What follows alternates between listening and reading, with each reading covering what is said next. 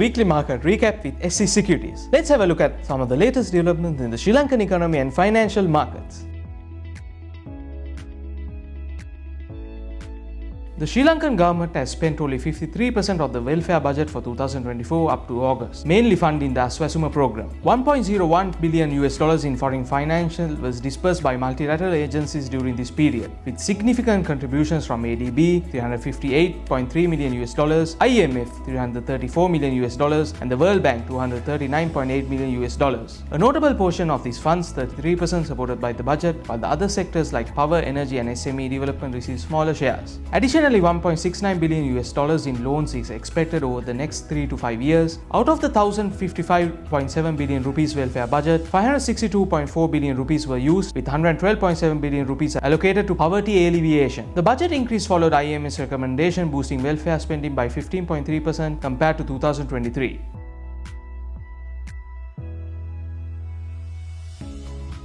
Sri Lanka's export economy remains heavily dependent on apparel and traditional agriculture sectors, making up 77% and 22% of export income respectively, as per the Institute of Policy Studies. This concentration leaves the country vulnerable, prompting discussions on diversifying exports and pursuing complex products like electronics. Joining the regional comprehensive economic partnership is seen as a potential boost despite concerns over short-term trade deficit. With potential exports increases to China and Indonesia, rising energy costs, especially electricity, have strained the apparel and tea sectors, shrinking profit margins. Recommendations include financial support for renewable energy and tariff adjustment to mitigate short-term losses. Investment in minor crops like cinnamon and coconut could also unlock significant global market potential.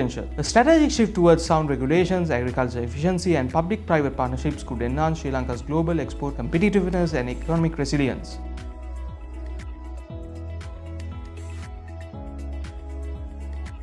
The Asian Development Bank has provided a $30 million grant to Sri Lanka, aiming to enhance the country's renewable energy capacity. A significant portion of the funding is designated to complete the Morogolla hydroelectric project in the Kandy district, a key initiative in the Maweli River Basin. This project, started in 2014 under the Green Power Development Program, includes a 34-meter high dam and is set to generate 85 gigawatt per hour of electricity annually. Despite its potential, the project faced multiple delays due to concerns over its environmental and social impacts on local communities. The funds will be allocated to Ceylon Electricity Board in two parts, with ongoing efforts to address previous challenges. This project is a critical step towards bolstering Sri Lanka's renewable energy initiatives, which aim to reduce dependency on non-renewable resources.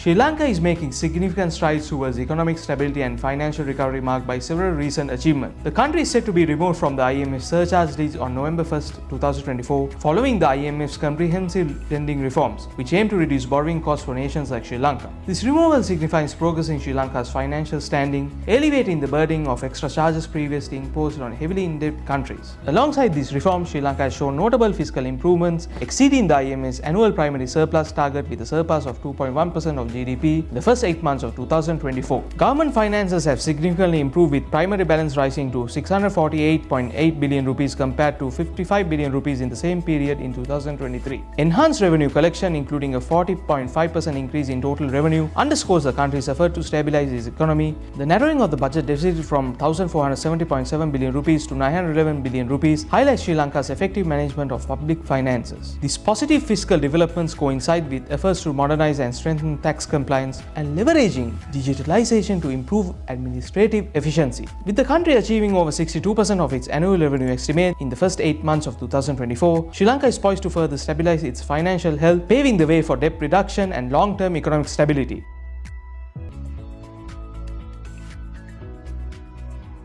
Sri Lanka's finance and leasing companies are poised for enhanced performance as the economy rebounds, inflation moderates, and the interest rates decline, according to Fitch Ratings. The sector's loan growth is expected to benefit from the gradual relaxation of vehicle import restrictions, which were implemented to protect foreign reserves. After experiencing 6 quarters of contraction, the economy returned to growth in Q4 2023, leading to increased demands for credit, especially in vehicle financing. The FLC sector's loan growth is projected to rise by 9.6% year-on-year in Q1 financial year 2025. Improved asset quality is anticipated, with the non-performing loan ratio decreasing to 13.6% as of Q1 financial year 2025. Profitability is also expected to improve, with return on assets increasing from 3.0% in financial year 2023 to 5.5% in financial year 2024. However, Fitch warns that the recovery remains fragile and dependent on the success of economic reforms, with potential risks to growth and credit profiles should setback occur.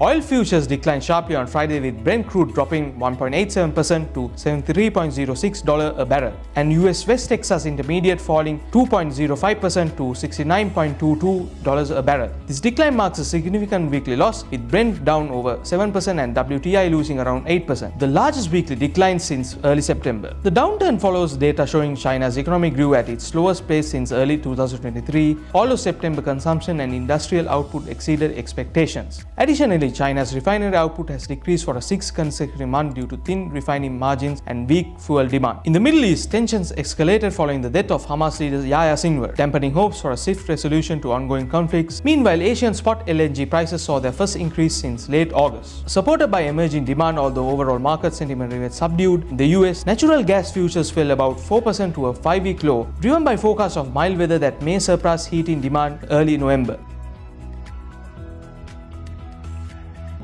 With the recent Treasury-bill auction, the 91-day T-bill rate stands at 9.32%. 182-day T-bill rate stands at 9.65%. The 1-year T-bill rate stands at 9.95%, which showed no change compared to the previous week.